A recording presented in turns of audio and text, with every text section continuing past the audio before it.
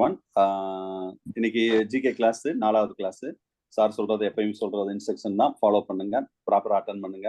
ஏதாவது தேவைன்னா சார்ட்ட டவுட் கேளுங்க. சரியா? ஓகே சார், ஸ்டார்ட் பண்ணலாம் சார்.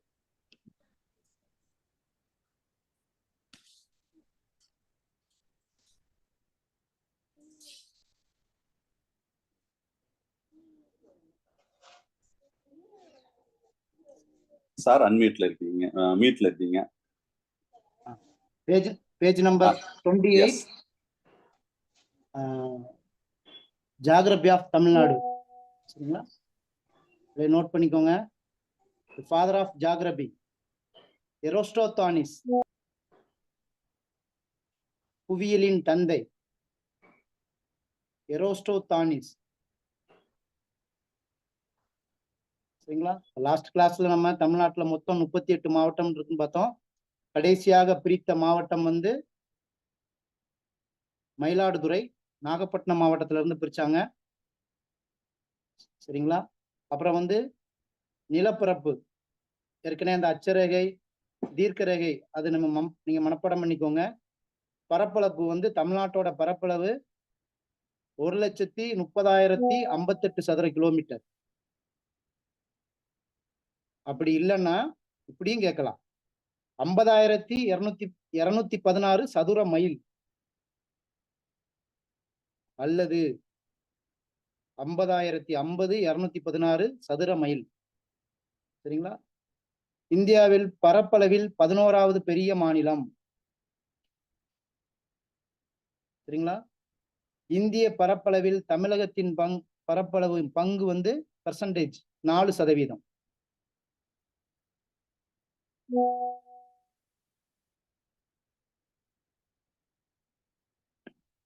தமிழக கடைக்கோடி பகுதிகள்: கிழக்கு கோடியக்கரை, மேற்கு ஆனமலை, வடக்கு பழவேற்காடு ஏரி, தெற்கு குமரிமுனை.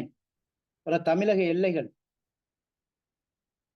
சரிங்களா? இதுல வந்து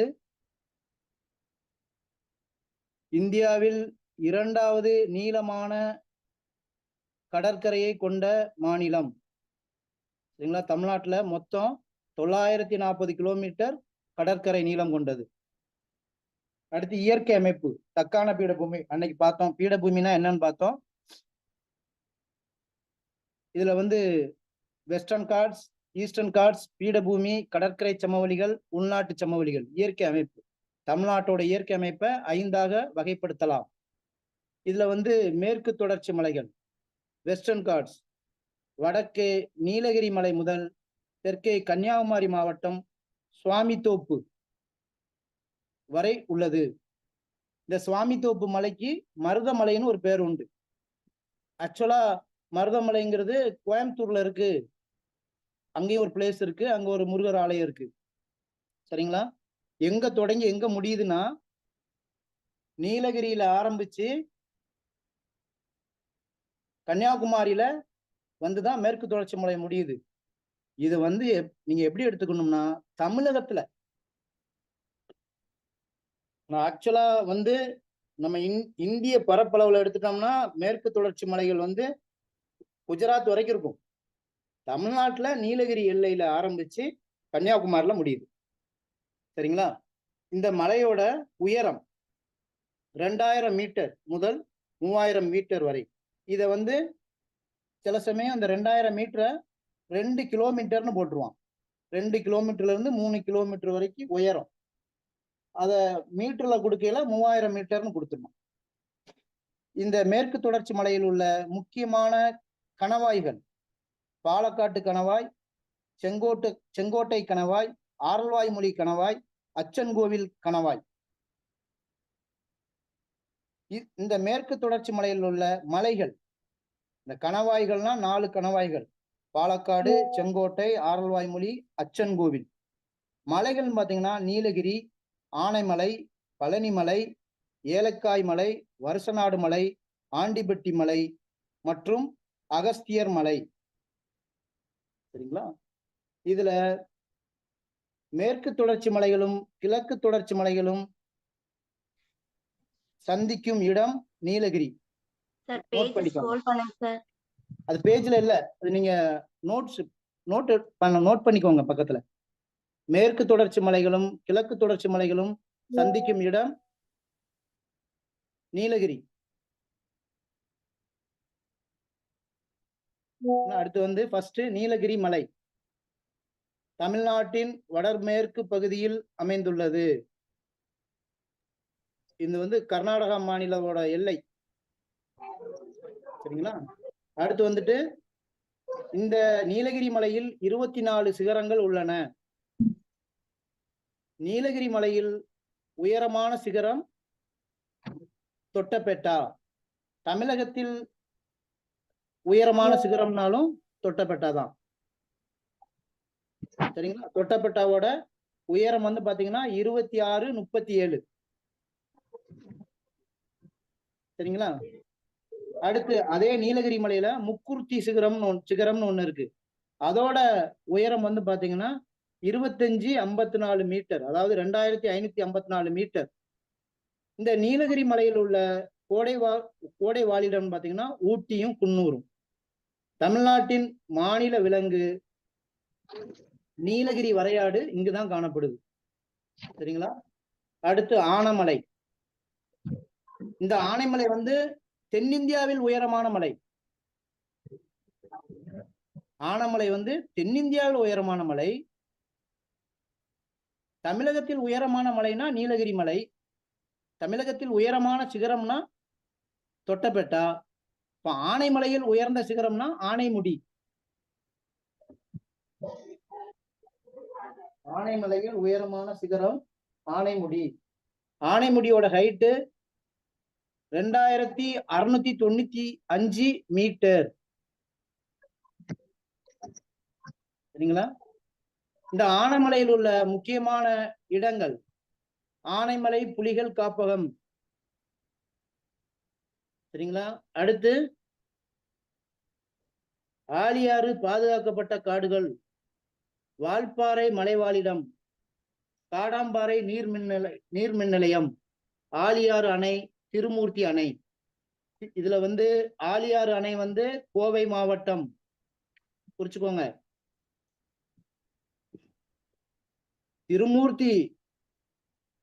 திருமூர்த்தி அணை வந்து திருப்பூர் மாவட்டம், அமராவதி ஆற்றின் குறுக்கே இருக்கு.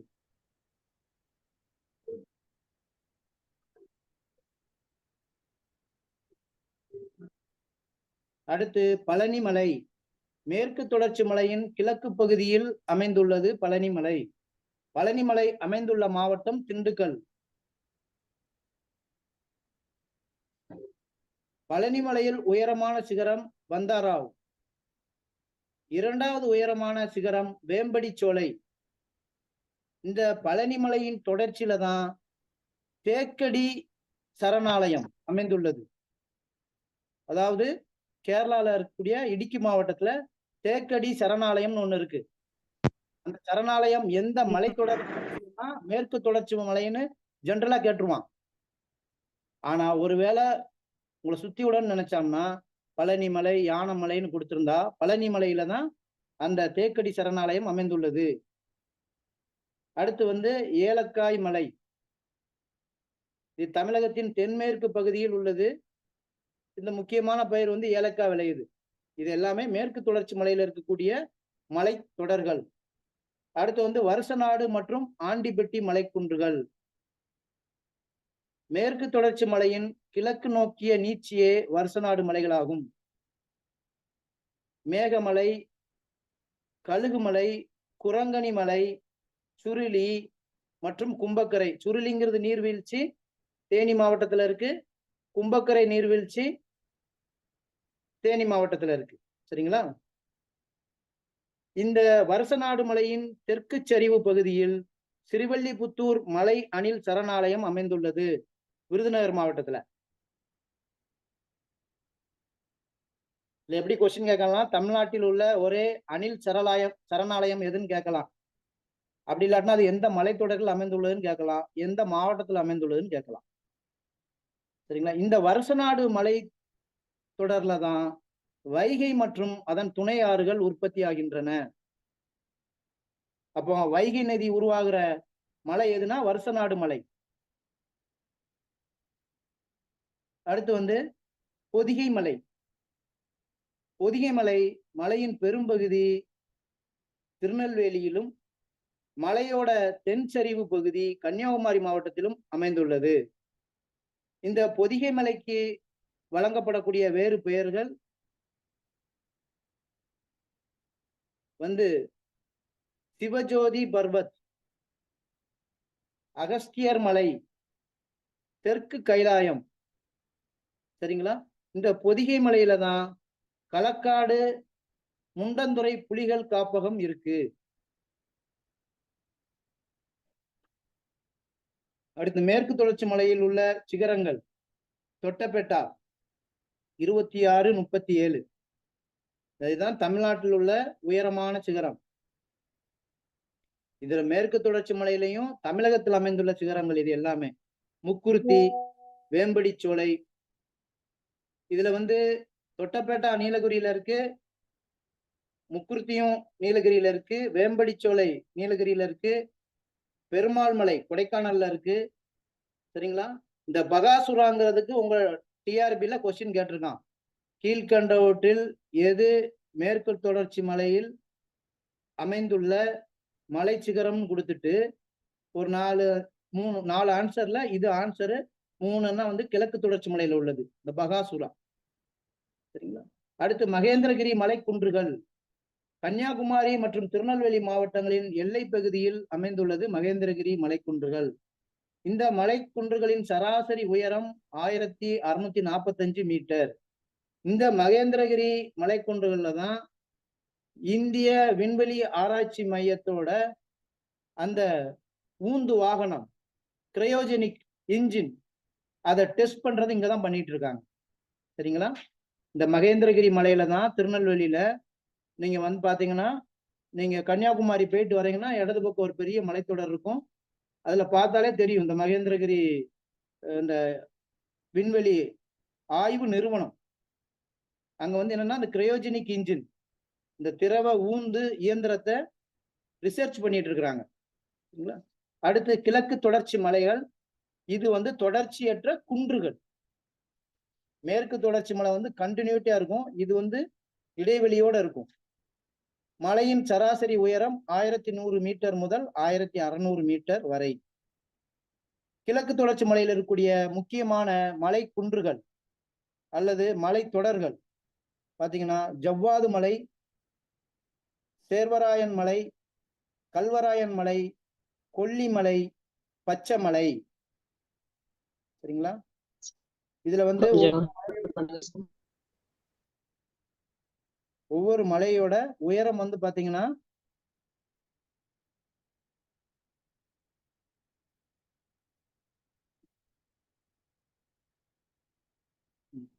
இதுல வந்து அந்த உயரம் கொடுத்துருக்கிறான் பாத்துக்கோங்க. ஃபர்ஸ்ட் ஜவ்வாது மலை. ஜவ்வாது மலை எங்க இருக்கு? திருவண்ணாமலை மாவட்டம். திருவண்ணாமலை மற்றும் வேலூர் மாவட்டத்துல, திருவண்ணாமலையில இருந்து வேலூர் மாவட்டம் வரைக்கும் இருக்கு. உயரமான சிகரம் மேல்பட்டு. சரிங்களா? மேல்பட்டுங்கிற சிகரம் தான் ஜவ்வாது மலையில உயரமான சிகரம். அப்போ நீங்க இதை எப்படி வச்சுக்கலாம்னா, இப்ப திருவண்ணாமலை வந்து அக்னிஸ்தலம், அதாவது பஞ்சதலங்கள்ல அது அக்னிஸ்தலம், சிவன் வழிபாடு, அந்த கிரிவலம் எல்லாம் போவாங்க. அப்போ திருவண்ணாமலை அங்க வந்து ஜவ்வாது மணக்கும், அப்படி வச்சுக்கிடுங்க. சரிங்களா? திருவண்ணாமலை எந்த மாவட்டத்தில்? திருவண்ணாமலை மாவட்டத்தில் உள்ள முக்கியமான மலைத்தொடர் எதுன்னு கேட்டா ஜவ்வாது மலை. வேலூர்ல கேட்டாலும் அதுதான். சரிங்களா? ஜவ்வாது மலை எந்த மலைத்தொடரில் அமைந்துள்ளதுன்னா அது கிழக்கு தொடர்ச்சி மலை. அடுத்து வந்து கல்வராயன் மலை. இது வந்து கல்வராயன் கரலர் என்னும் சொல்லியிருந்து பாரு. கரலருங்கிறது ஒரு மலைவாழ் கம்யூனிட்டி. அந்த மலைத்தொடர்ல இருக்கக்கூடிய இப்ப கல்வராயன் மலையில் இருக்கக்கூடிய பழங்குடியினரின் பெயர்னு கேட்டா கரலர். சரிங்களா? அப்புறம் நீலகிரியில் அதிகமாக இருக்கக்கூடிய மலைவாழின மக்கள் யாருன்னு கேட்டீங்கன்னா தோடாஸ், தோடர்கள். தோடர்கள், பலியர்கள். தோடர்கள் தான் ஃபர்ஸ்ட். தோடாஸ். சரிங்களா? திருநெல்வேலியில் மேற்கு தொடர்ச்சி மலையில் இருக்கக்கூடிய பழங்குடியின மக்களோட பேர் வந்து காணி. 3 சுழினி காணி, காணி பழங்குடியினர், காணி குடியிருப்புனே இருக்கு, காணி பழங்குடியினர். சரிங்களா? தமிழகத்தில் அதிகமாக வசிக்கக்கூடிய பழங்குடியின மக்கள் யாருன்னு கேட்டா தோடர்கள்லாம் சொல்லக்கூடாது. தோடர்கள் வந்து நீலகிரியில மட்டும்தான். தோடர்கள், குறும்பர்கள், பலியர்கள் இவங்கெல்லாம் நீலகிரி மாவட்டத்துல மட்டும்தான். தமிழகத்திலேயே அதிகமான மலைவாழ் மக்கள் எஸ்டி பீப்புள் வசிக்கக்கூடியது நீலகிரி தான். அப்போ தமிழகத்தில் அதிகமாக வசிக்கக்கூடிய மலைவாழ் மக்களோட அந்த இனம் யாருன்னு பாத்தீங்கன்னா மலையாளிகள்னு ஒருத்தவங்க இருக்காங்க. மலையாளம் நம்ம கேரளால இருக்கவங்க நினைக்கக்கூடாது. மலை பிரதேசங்கள்ல இருக்கக்கூடிய அந்த பழங்குடியின மக்கள் அவங்கதான் அதிகமா இருக்காங்க. சரிங்களா? கல்வராயன் மலை எந்த மாவட்டத்துல இருக்குன்னா விழுப்புரம் மற்றும் கள்ளக்குறிச்சி. சரிங்களா? அந்த இப்ப கூட விசச்சாராயம் எங்கதான், இதை நீங்க கோடு வெடிச்சுக்கணும்னா அதெல்லாம் வந்து அஃபென்ஸ் பண்றவங்க, அரசாங்கத்துக்கு எதிரான குற்றங்கள். சாராயம் காய்க்கிறது, கல்லர்கள், அது கள்ளத்தனமா செய்யறாங்க. கல்லர்கள் இருப்பாங்க.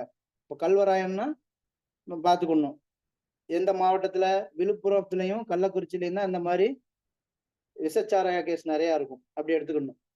அடுத்து சேர்வராயன் மலை, அது சேலம். சரிங்களா? சேர்வராயன் மலை அதுல வந்து சேலம் மாவட்டத்தில் அமைந்துள்ளது. உயரமான சிகரம் சோலைக்காடு. இந்த சேர்வராயன் அந்த சோலைக்காடை அண்டர்லைன் பண்ணி வச்சுக்கிடுங்க. சேர்வராயன் மலைத்தொடரில் உள்ள உயரமான சிகரம் எதுன்னு கேட்கலாம்.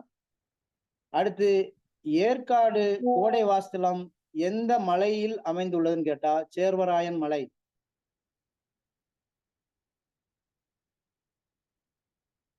சரிங்களா? இந்த சேர்வராயன் மலையில் அமைந்துள்ள ஏற்காடு ஏழைகளின் ஊட்டின்னு சொல்றாங்க. ஏழைகளின் ஊட்டி. அடுத்து உயரமான பகுதி வந்து சேர்வராயன் கோயில். சேர்வராயன் மலையே வந்து 1200 மீட்டர் முதல் 1620 மீட்டர் வரைக்கும் தான் போட்டிருக்காங்க. அந்த கோயில் இருக்கிறது வந்து பாத்தீங்கன்னா 1623 மீட்டர் உயரத்துல இருக்கு. அடுத்து கொல்லிமலை நாமக்கல் மாவட்டத்தில் அமைந்துள்ளது. இது பக்கத்துல எழுதிக்கோங்க. ஆகாய கங்கை நீர்வீழ்ச்சி இந்த மாவட்டத்தில் அமைந்துள்ளது. ஆகாய கங்கை நீர்வீழ்ச்சி கீழ்கண்ட மாவட்டங்களில் இல்ல கீழ்கண்ட எந்த மாவட்டத்தில் அமைந்துள்ளதுன்னு பார்ப்பான். அப்படின்னு கேட்டா நாமக்கல்.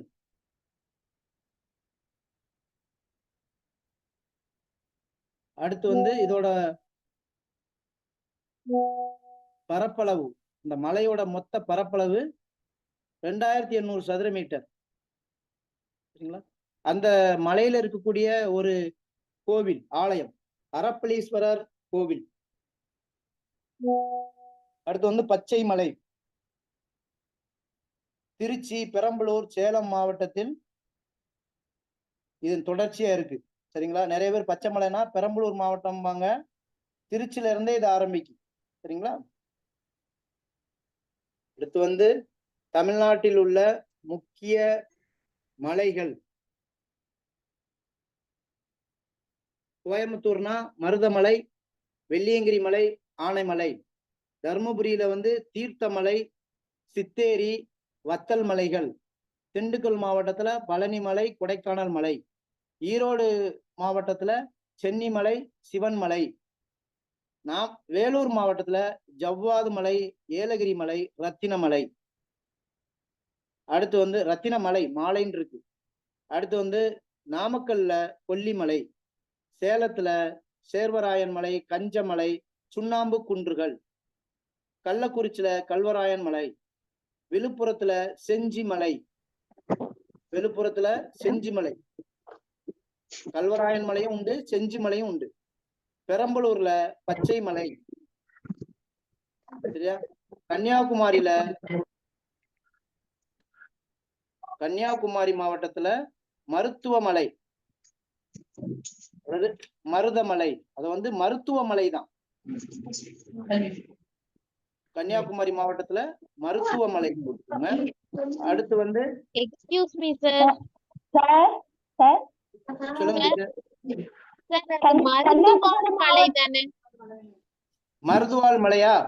மருந்துவாழ் அது மலை.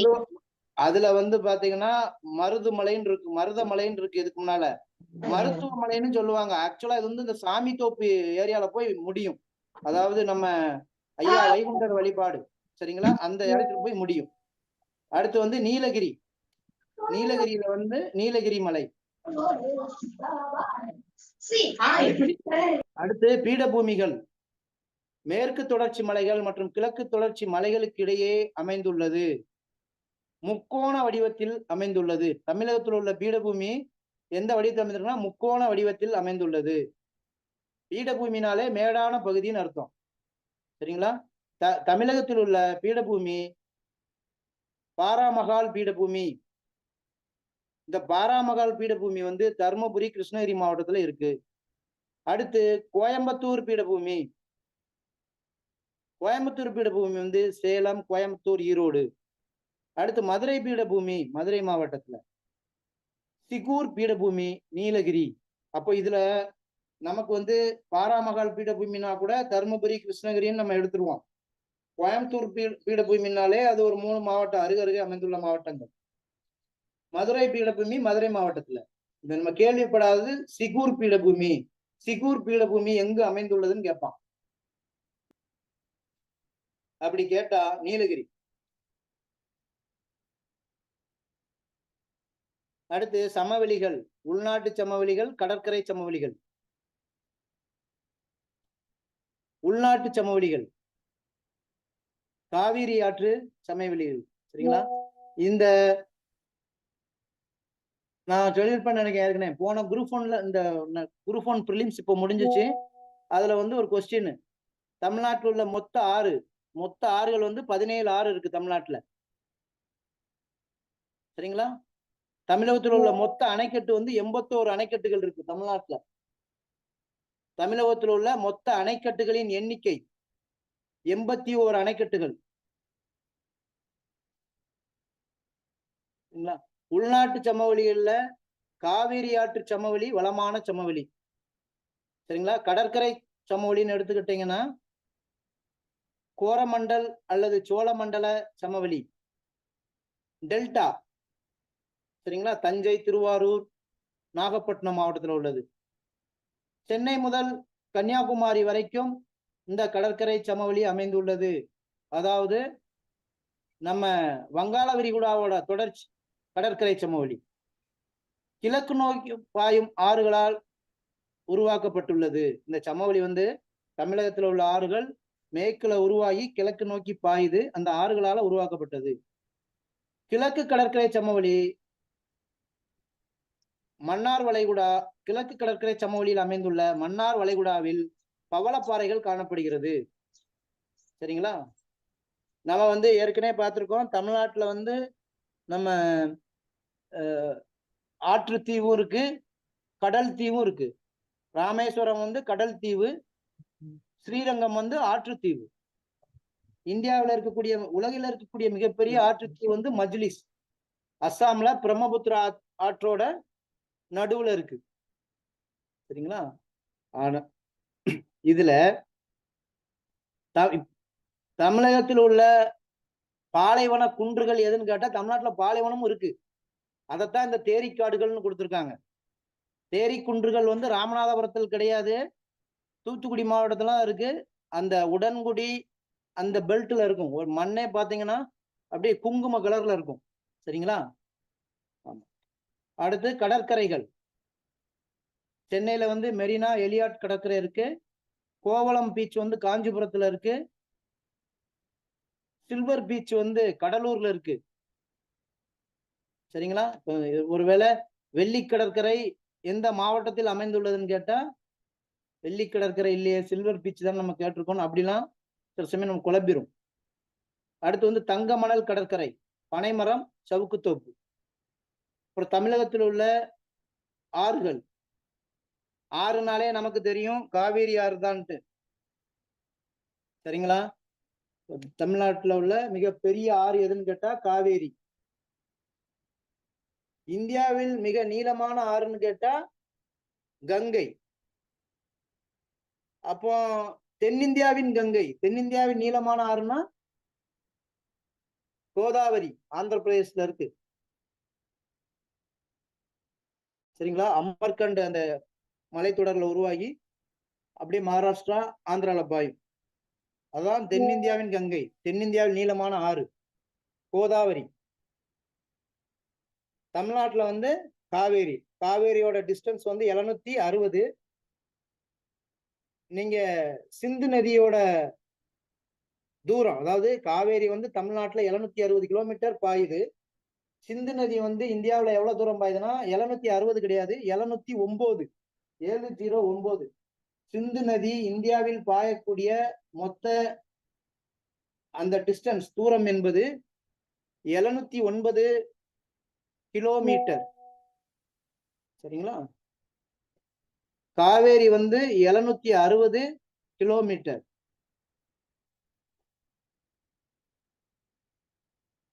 சரிங்களா?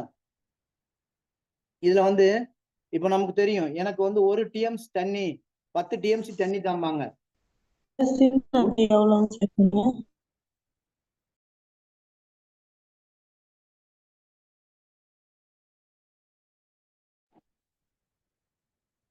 இந்த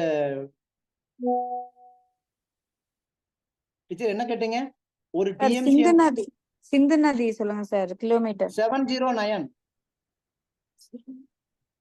காவிரி வந்துட்டு 760 சார், 760 சார். ஆமா டீச்சர், ஆமா டீச்சர். Thank you sir. சரிங்களா? இதுல வந்து நம்ம வந்து சொல்லுவோம் ஒரு டிஎம்சி தண்ணி தாங்க அப்படிம்போம்.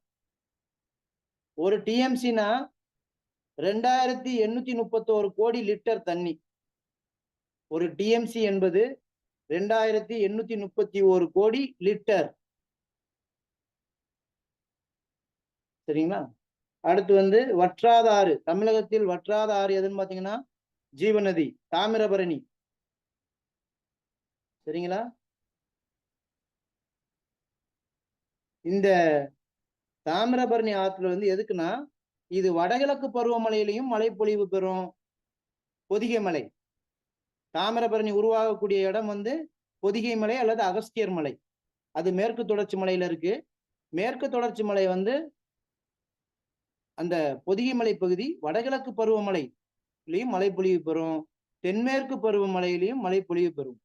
தென்மேற்கு பருவமழை என்பது தமிழ்நாட்டில் ஜூன் முதல் செப்டம்பர் வரை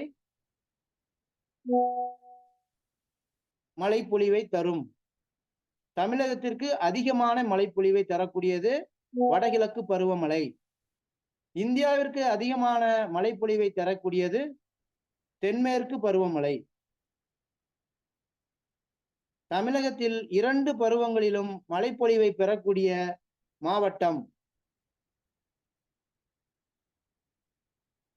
தமிழகத்தில் 2 பருவங்களிலும், அதாவது வடகிழக்கு பருவமழையிலையும் மழை பெய்யும், தென்மேற்கு பருவ காற்றும் போதும் மழை பெய்யும்.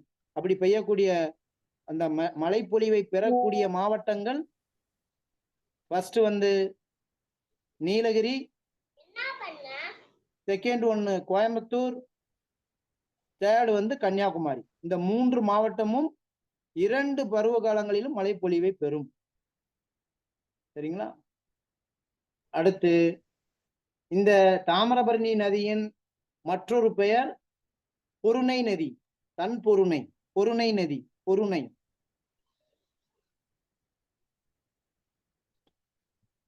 இந்த தாமிரபரணி ஆறு வங்காள விரிகுடா கடலில் கலக்கிறது. நோட் பண்ணி வச்சுக்கோங்க.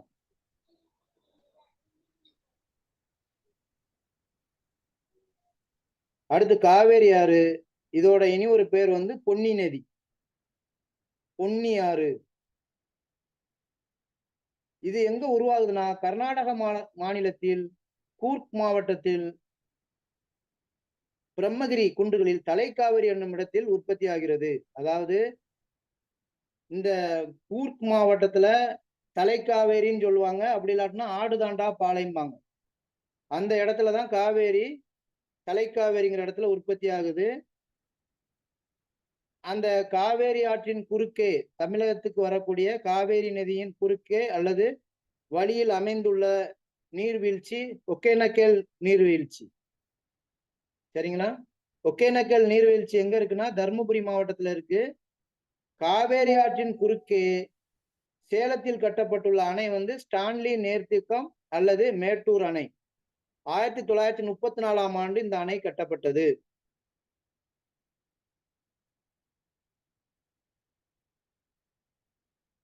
அடுத்து காவேரி ஆற்றுல குறுக்க இருக்குது கல்லணை. அதை வந்து நம்ம ஏற்கனவே ஹிஸ்டரி படிக்கல, கரிகாலன் அவங்க காலத்துல கட்டியிருக்காங்க. காவேரி டெல்டாவை இந்தியாவின் தோட்டம் என்று அழைப்பர். அப்போ இந்தியாவின் தோட்டம் அப்படின்னு அழைக்கிறது யாருன்னா எந்த பகுதினா அந்த டெல்டா. சரிங்களா? டெல்டா வந்து இந்தியாவின் தோட்டம்ங்கிறாங்க. காவேரி ஆறு கடலூருக்கு தெற்கே வங்காள விரிகுடாவில் கலக்கிறது. காவேரி ஆறு கடலில் கலக்கும் இடம் பூம்புகார். எழுதுக்கோங்க, மயிலாடுதுறை மாவட்டத்துல இருக்கு. சரிங்களா? இந்த பூம்புகார் தான் கண்ணகி பிறந்த ஊர். சரிங்களா? மாசாத்துவான் மகள் கண்ணகி. சிலப்பதிகாரம் வந்து 3 நாட்டையும் இருக்கும். சேரநாடு, சோழ நாடு, பாண்டிய நாடு. அடுத்து வந்து பாலாறு. பாலாறு உருவாகக்கூடியது கர்நாடகா மாநிலம் கோலார் மாவட்டத்துல. சரிங்களா? பாலாரோட துணையாறுகள் அதுல பொன்னிங்கிறத நம்ம காவேரின்னு பார்த்துருக்கிறோம். சரிங்களா? அதுவும் இதோட வந்து மாறிடும். அடுத்து கவுண்டினியா, மலட்டாறு, செய்யாறு திருவண்ணாமலை மாவட்டத்துல இருக்கு. மலட்டாரும் திருவண்ணாமலை மாவட்டத்துல இருக்கு. கிளியாரும் அங்கதான் இருக்கு. வேலூர் மற்றும் காஞ்சிபுரம் மாவட்டம். இந்த பாலாறு வந்து கூவத்தூருக்கு அருகே வங்காள விரிகுடாவில் கலக்கிறது. அவ்வளவுதான். பாலாறு வந்து 3 மாநிலங்களை ஷேர் பண்ணிக்கிறாங்க. அதாவது கர்நாடகா, ஆந்திரா, தமிழ்நாடு. சரிங்களா?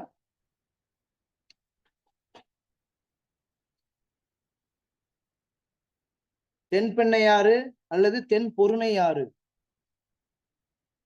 இந்த தென்பெண்ணையாறு உற்பத்தி ஆகக்கூடிய இடம் கிழக்கு கர்நாடகா, நந்தி துர்கா மலை. இது எங்க இருக்குன்னா கிருஷ்ணகிரி, தருமபுரி, சேலம், திருவண்ணாமலை, கடலூர், விழுப்புரம் போன்ற மாவட்டங்கள் இந்த நதியின் மூலமாக நீர் ஆதாரங்களை பெறுகிறது. இந்த நதியின் குறுக்கே உள்ள நீர்த்தேக்கங்கள் கிருஷ்ணகிரி நீர்த்தேக்கம், சாத்தனூர் நீர்த்தேக்கம். சாத்தனூர் நீர்த்தேக்கம் எந்த மாவட்டத்தில் அமைந்துள்ளதுன்னு கேட்பான். சாத்தனூர் அணைக்கட்டு. சரிங்களா? அடுத்து கெடிலம் மற்றும் பெண்ணையார் என 2 கிளைகளாக திருக்கோவிலூர் அணைக்கட்டில் பிரிகிறது. ஒரு அணையிலிருந்து 2ஆ பிரியுது இந்த தென்பெண்ணையாறு. கெடிலம் மற்றும் பெண்ணையாறுன்னு 2ஆ பிரியுது. இதே மாதிரிதான் காவேரியும் திருச்சிக்குள்ள வரையில கொள்ளிடம், காவேரின்னு 2ஆ பிரிஞ்சிரும். பிரிஞ்சு ஸ்ரீரங்கம்ங்கிற ஒரு ஆற்று தீவை உருவாக்கி மீண்டும் கல்லணையில வந்து இணைஞ்சிரும். முக்கொம்புல ஆரம்பிச்சு கல்லணையில வந்து இறஞ்சிரும். சரிங்களா? இந்த முக்கொம்புக்கும் திருச்சிக்கும் இடையில இருக்கக்கூடியதுதான் ஸ்ரீரங்கம். அது ஆற்றுத்தீவு. அடுத்து வந்து வைகை நதி. இது உற்பத்தி ஆகிற இடம் மேற்கு தொடர்ச்சி மலையில் உள்ள வருஷ நாட்டு குன்றுகளின் கிழக்கு சரிவு. இந்த நதியின் மூலம் நீர் ஆதாரங்களை பெறக்கூடிய மாவட்டங்கள் மதுரை, சிவகங்கை, ராமநாதபுரம். மொத்த நீளம் 258 கிலோமீட்டர். பாக் நீர் சலசந்தியில் கலக்கிறது.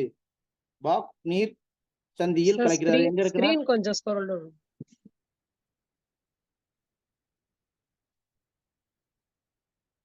சரிங்களா?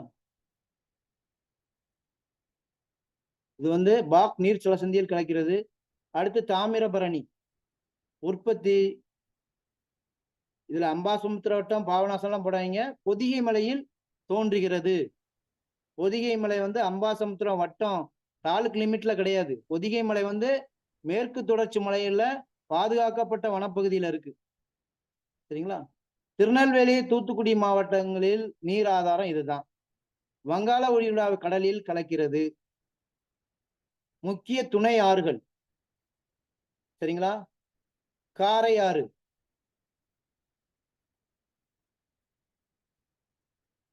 லாஸ்ட் இயர் கொஸ்டின்ல கேட்டிருந்தாங்க. காரையாறு அணையின் அணைக்கட்டின் மற்றொரு பேர்னா பாபநாசம் அணை. அது எந்த இதுல அமைஞ்சிருக்குன்னு கேட்டீங்கன்னா, இதுல லாஸ்ட் இயர் காரையாறு எந்த அணை காரையாறு அணை என்று அழைக்கப்படுகிறது? சரிங்களா? பாபநாசம் அணை போன டிஆர்பி கொஸ்டின். அதே மாதிரி கிழக்கு தொடர்ச்சி மலையில் தென்பகுதியில் அமைந்துள்ள உயரமான சிகரம் சோலைக்காடு.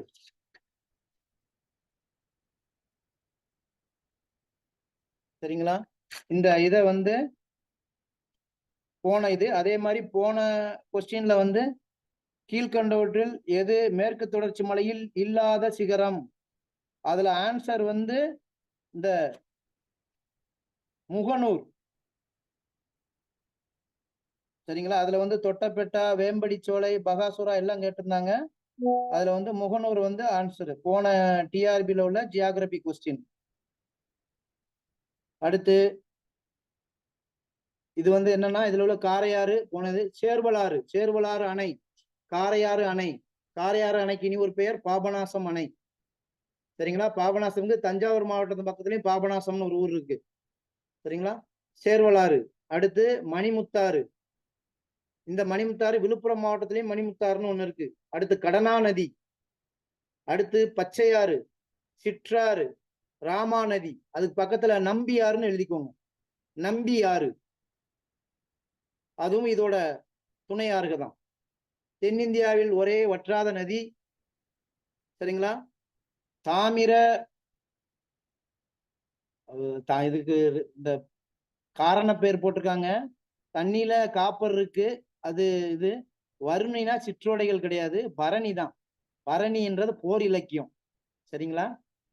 ஆமா, அந்த பரணி தான், தாமிர பரணி தான். பரணினா போர் இலக்கியம். அது போர் இலக்கியங்கிறது தெரிஞ்சுக்கோங்க, தமிழ்ல கேட்டாலும் கேட்கலாம். சரிங்களா? கலிங்கத்து பரணியை ஏற்றியவர் ஜெயங்கொண்டார். அது கேட்காம். போர் இலக்கியங்கள் பேர் பரணி. அப்புறம் இது வந்து செந்நிற தோற்றம், செம்மண் துகள் காரணம். ஏன் மண்ணு செம்மண்ணா இருக்குன்னா இரும்பு ஆக்சைடு. அப்புறம் தமிழ்நாட்டில் உள்ள நீர்வீழ்ச்சிகள், ஒகேனக்கல், திருநெல்வேலியில வந்து கல்யாண தீர்த்தம் அல்லது பான தீர்த்தம் சொல்லுவாங்க. இது எங்க இருக்குன்னா மணிமுத்தாறு அருவியில இருக்கு. தென்காசி வந்து குற்றாலம். தேனி மாவட்டத்தில் உள்ளது கும்பக்கரை அருவி, சுருளி அருவி. நாமக்கல்ல ஆகாய கங்கை. நீலகிரியில வந்து கேத்ரின், பைக்காரா. சேலத்துல வந்து கிள்ளியூர். விருதுநகர்ல வந்து ஐயனார். திருப்பூர்ல வந்து திருமூர்த்தி. அதாவது அமராவதி நதியின் குறுக்கே இருக்கக்கூடியது உடுமலைப்பேட்டையில இருக்கு. அடுத்து மதுரையில வந்து குட்லாடம்பட்டியா. அப்புறம் கன்னியாகுமரியில வந்து திருப்பரப்பு, காளிகேசம், வட்டப்பாறை, உலக்கை. இதெல்லாம் அங்க இருக்கக்கூடிய அருவி. கோயம்புத்தூர்ல இருக்கிறது வந்து கோவை குற்றாலம், சிறுவாணி, வைதேகி, செங்குபதி. அடுத்து இந்தியா. இதுலயே நீங்க இந்த இந்தியாங்கிற இடத்துல நீங்க நோட் பண்ணிக்கோங்க. இந்தியாவோட பரப்பளவு 32,87,263 சதுர கிலோமீட்டர். 32,87,263 லாஸ்ட் கிளாஸ்லயே சொல்லியிருக்கேன். இந்தியாவோட பரப்பளவு உலக பரப்பளவுல எத்தனை பெர்சன்டேஜ் பாத்தீங்கன்னா, பரப்பளவு சதவீதம் 2.42. உலக மக்கள் தொகையில இந்தியாவோட பங்களிப்பு பெர்சன்டேஜ் பாத்தீங்கன்னா 17.44. அதாவது உலகில் உள்ள மக்கள்களை அனைவரையும் வரிசையா நிக்க வச்சா ஒவ்வொரு 17வது நபரும் இந்தியரா இருப்பாங்க. சரிங்களா? இந்தியா வந்து 7 நாடுகளுடன் எல்லைகளை பகிர்ந்துள்ளது. இந்தியா வந்து 7 நாடுகளுடன் எல்லையை பகிர்ந்துள்ளது. உலகிலேயே அதிகமான நாடுகளுடன் எல்லையை பகிர்ந்துள்ள நாடு சீனா. 14 நாடுகளோட அது தன்னோட எல்லையை பகிர்ந்து கொள்ளுது. இந்தியா வந்து 7 நாடுகளோட தன்னோட எல்லைய பகிர்ந்து கொள்ளுது. சார் சீனா எத்தனை எல்லை sir? 14 sir. Thank you sir. Okay, thank you. இதுல வந்து இந்த 7 நாடுகள்ல எந்த நாடுகளோட அதிகமாக எல்லையை பகிர்றோம்னா பங்களாதேஷோட தான் நம்ம 4053 கிலோமீட்டர் எல்லையை பகிர்ந்து கொள்கிறோம். சரிங்களா? 4053 4053. டீச்சர், இந்தியா வந்து அதிகமாக எல்லையை பகிர்ந்து கொண்டுள்ள நாடு எதுன்னு கேட்டா பங்களாதேஷ் அல்லது வங்கதேசம். சரிங்களா? இந்த வங்கதேசத்துக்கு பழைய பேர் கிழக்கு பாகிஸ்தான். வங்காளதேசம் சுதந்திரம் அடைந்த ஆண்டு 1971. இந்த சுதந்திரத்துக்கு காரணமே இந்தியா தான். நம்ம தான் வாங்கி கொடுத்தோம் பாகிஸ்தான் சண்டை போட்டு. சரிங்களா? அப்புறம் புவியிலேயே ரயில்வே வந்துட்டு சரி. டீச்சர் டீச்சர் கேட்கல, கொஞ்சம் தெளிவா கேளுங்க. 1971 71. ஓகேங்க சார். அடுத்து வந்துட்டு ரயில்வே. இந்தியன் ரயில்வே வந்து உலகில் 4வது பெரிய ரயில்வே. இந்திய ரயில்வே என்பது உலகில் 4வது பெரிய ரயில்வே. இந்தியாவில் அதிகமான பணியாளர்களை கொண்டுள்ள நிறுவனம். இந்தியா வந்து 4th பிளேஸ் பிக்கஸ்ட் ரயில்வேனா ஃபர்ஸ்ட் யாருன்னு பாத்தீங்கன்னா ஃபர்ஸ்ட் USA, 2வது ரஷ்யா, 3வது சீனா, 4வது இந்தியா. சரிங்களா? ரயில்வேல வந்து இந்த மீட்டர் கேஜ், பிராட் கேஜ் சொல்லுவாங்க, நேரோ கேஜ். இல்ல மீட்டர் கேஜ்னா அந்த தண்டவாளம்ங்கிறது 2 கம்பி இருக்கும். அந்த 2 இரும்புக்கு இடைப்பட்ட பகுதி 1 மீட்டர். சரிங்களா? 1 மீட்டர் இடைவெளி இருக்கணும். அகல ரயில் பாதை என்பது பிராட் கேஜ்ங்கிறது 1.67 மீட்டர். அதாவது 1670 1.67 மீட்டர். குறுகிய ரயில் பாதை எங்க இருக்குன்னு பாத்தீங்கன்னா நீலகிரியில ஓடுது. யுனெஸ்கோ பாரம்பரிய சின்னம் மலை ரயில். அதோட அந்த தண்டவாளத்துக்கான இடைவெளி பாத்தீங்கன்னா 0.76 மீட்டர். சரிங்களா? இது வந்து 167 சென்டிமீட்டர் அந்த அகலப்பாதை. அப்புறம் ரயில் தயாரிப்பு தொழிற்சாலைகள், இதுல இருந்து கொஸ்டின் கேட்கலாம். சரிங்களா? மின்சார ரயில். சரிங்களா? சரி, இதுல வரையிலே உங்களுக்கு ஃபர்ஸ்ட் கேட்கணும். இந்தியாவில் எப்போ ஃபர்ஸ்ட் ட்ரெயின் ரூட் ஆரம்பிச்சாங்கன்னா 1853 மும்பை டு தானே.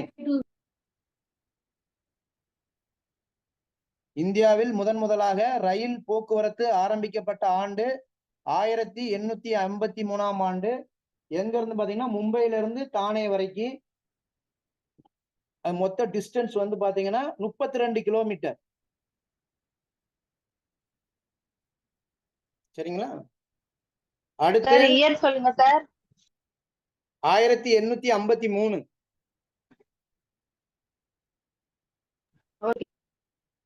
அடுத்து வந்து தமிழகத்துல வந்து எந்த ஆண்டு ரயில் போக்குவரத்து ஆரம்பிச்சாங்கன்னா 1856. 1856 சென்னை டு அரக்கோணம். சென்னையிலிருந்து அரக்கோணம் வரைக்கும். சரிங்களா? அடுத்து வந்துட்டு பார்த்துக்கோங்க, மின்சார ரயில், மின்சார டீசல் என்ஜின்கள். சித்தரஞ்சன். சொல்லுங்க சார். டீச்சர், தமிழ்நாடு 1856 சென்னையில இருந்து அரக்கோணம் வரைக்கும். சென்னை டு அரக்கோணம். ரயில் தயாரிப்பு தொழிற்சாலைகள் பார்த்துக்கோங்க. மின்சார டீசல் என்ஜின் வந்து சித்தரஞ்சன் 1950. டீசல் என்ஜின் வந்து வாரணாசி, மின்சார ரயில் என்ஜின் வந்து போபால், ரயில் பெட்டி தொழிற்சாலை தமிழ்நாட்டுல வந்து பெரம்பூர், சென்னையில இருக்கு. 1955 ஆரம்பிச்சிருக்காங்க ரயில் பெட்டி தொழிற்சாலை. அடுத்து இனி ஒண்ணு கபூர்தலா பஞ்சாப்ல இருக்கு, 1985 ஆரம்பிச்சிருக்காங்க. இந்தியாவுல வேகமான ரயில் அப்படின்னா ஜதாப்தி எக்ஸ்பிரஸ். சரிங்களா? நீண்ட தூர ரயில் வந்து ஜம்முதாவி எக்ஸ்பிரஸ். உலகின் மிக நீளமான ரயில்வே பிளாட்பாரம் அமைந்துள்ளது காரக்பூர். காரக்பூர் ரயில்வே பிளாட்பாரம் தான் உலகத்திலே நீளமான ரயில்வே பிளாட்பாரம். எங்க இருக்குன்னா அந்த காரக்பூருங்கிறது வெஸ்ட் பெங்கால்ல இருக்கு. சரிங்களா?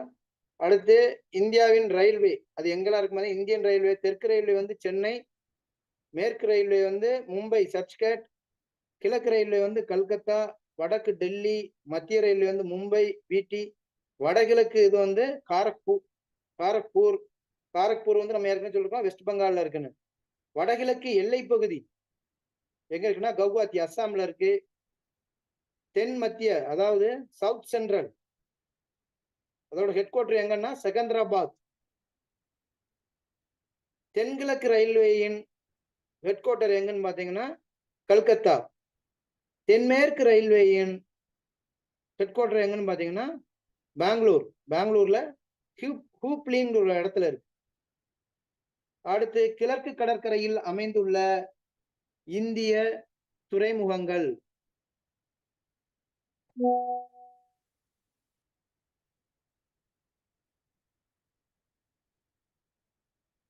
சரிங்களா? பாரதீப் துறைமுகம் ஒரிசாவில் அமைந்துள்ளது. இங்க வந்து அதிகமான இரும்புத்தாது ஜப்பான் நாட்டிற்கு ஏற்றுமதி பண்றாங்க. பாரதீப் ஒரிசால இருக்கு. சரிங்களா? அடுத்து வந்து கல்கத்தா துறைமுகம், இந்த டைமண்ட் துறைமுகம் சொல்லுவாங்க. அதிகமான அலை வேகமா இருக்கக்கூடியது, அதனாலதான் ஓத துறைமுகம் போட்டிருக்காங்க. அடுத்து தூத்துக்குடி வந்து தெற்கு முனை. தூத்துக்குடியை வந்து தமிழகத்தின் நுழைவாயில்னு சொல்லுவாங்க. தென்னிந்தியாவின் நுழைவாயில் சென்னை, தமிழகத்தின் நுழைவாயில் தூத்துக்குடி.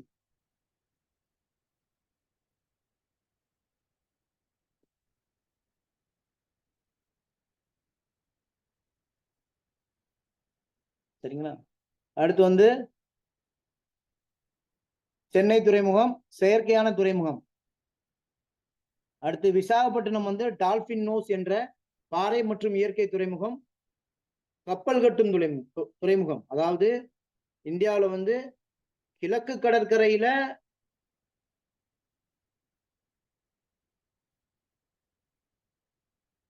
எந்த விதமான கப்பல் கட்டும் தளங்களும் இருக்காது. மேற்கு கடற்கரை கிழக்கு கடற்கரையில வந்து விசாகப்பட்டினத்திலையும் மேற்கு கடற்கரையில வந்து கொச்சின்லையும் 2 கப்பல் கட்டும் தளங்கள் அமைந்துள்ளது. இந்த 2 துறைமுகமே ஆழமான துறைமுகம், அதிக அலைகளை கொண்ட துறைமுகம், இயற்கை துறைமுகம். சரிங்களா? அடுத்து வந்து எண்ணூர் சென்னைக்கு அருகில் உள்ளது. சரிங்களா? தமிழ்நாட்டுல இருக்கக்கூடிய மிகப்பெரிய துறைமுகங்கள் எண்ணிக்கை எத்தனைன்னு கேட்டா 3 துறைமுகம். சென்னை துறைமுகம், தூத்துக்குடி துறைமுகம், எண்ணூர் துறைமுகம். இதுதான் தமிழ்நாட்டில் உள்ள மிகப்பெரிய துறைமுகங்கள். அடுத்து மேற்கு கடற்கரையில் மும்பை இயற்கையானது. மும்பை துறைமுகமானது இயற்கையான துறைமுகம். பெரியது, முதன்மையானது, அதிக அளவு சரக்குகளை கையாளக்கூடியது. சரிங்களா? மும்பை ஹார்பர் தான் அதிகமா சரக்கு கையாளுறாங்க. அடுத்து வந்து காண்ட்லா எங்க இருக்குன்னா குஜராத்ல இருக்கு. டைடல் போர்ட் அப்படின்னா அதிகமான அலை உள்ளது. அடுத்து வந்து மர்மகோவா. மர்மகோவா வந்து எங்க இருக்குன்னு பாத்தீங்கன்னா கோவா மாநிலத்தில் அமைந்துள்ளது. மர்மகோவா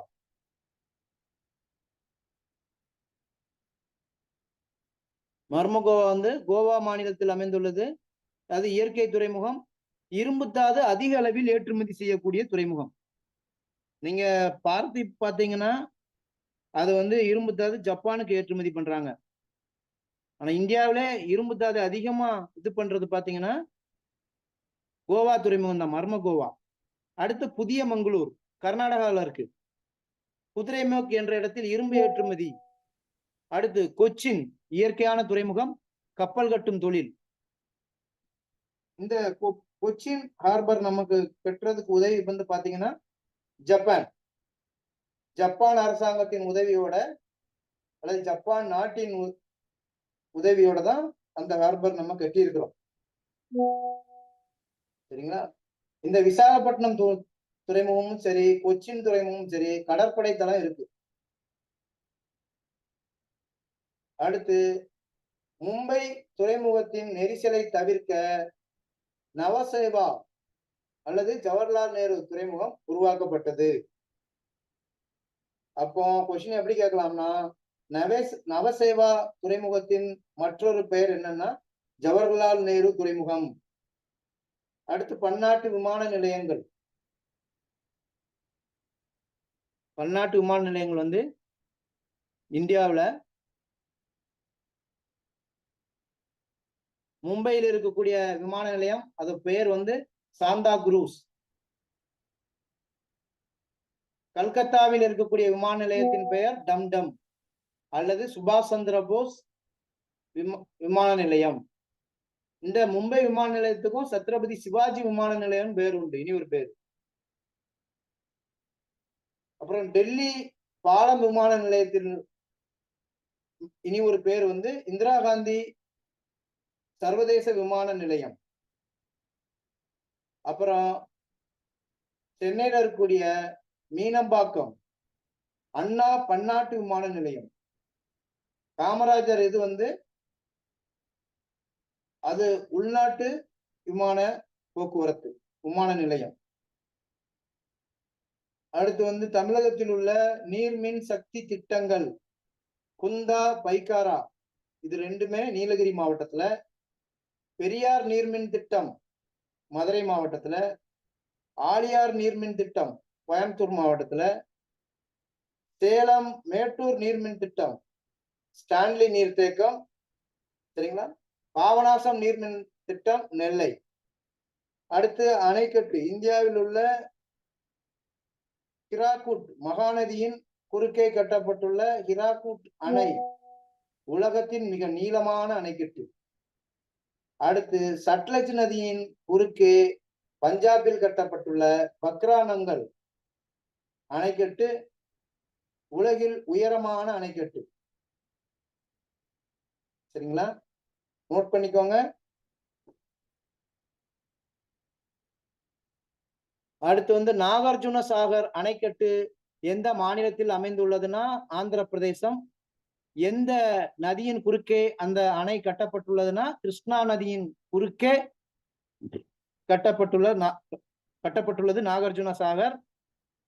இந்த நாகார்ஜுன சாகர் ஆந்திர பிரதேசத்தில் அமைஞ்சிருக்கு. அடுத்து கொய்னா அணை மகாராஷ்டிராவில் மும்பைக்கு அருகே அமைந்துள்ளது. மும்பையோட குடிநீர் தேவை இதான் பண்ணுது. அடுத்து பராக்கா, இந்தியா வங்காளதேசம் இடையே அந்த அணைக்கட்டு இருக்கு. இந்த பராக்கா அணைக்கட்டுல இருந்துதான் வங்காளதேசத்துக்கான நதிய டீஸ்டா அக்ரிமெண்ட், தீஸ்டா தீபா சொல்றோம்ல, தீஸ்டா நதிநீர் ஒப்பந்தம் எந்த இரு நாடுகளுக்கு இடையே ஏற்படுத்தப்பட்டுள்ளதுன்னா இந்தியா பங்களாதேஷ். தீஸ்டா.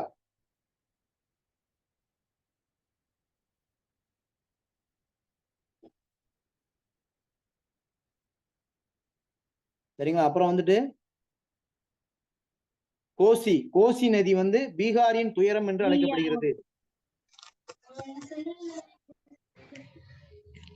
கோசி நதி பீகாரின் துயரம் என்று அழைக்கப்படுகிறது. ஏன்னா மழைக்காலங்கள்ல அதிகமான வெள்ளப்பெருக்கு ஏற்பட்டு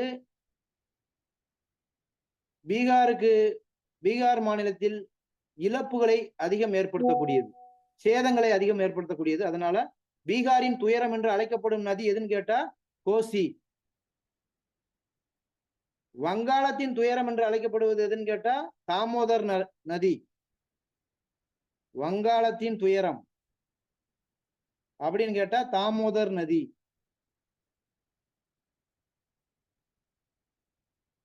தாமோதர் நதி வங்காளத்தின் துயரம் என்று அழைக்கப்படும்.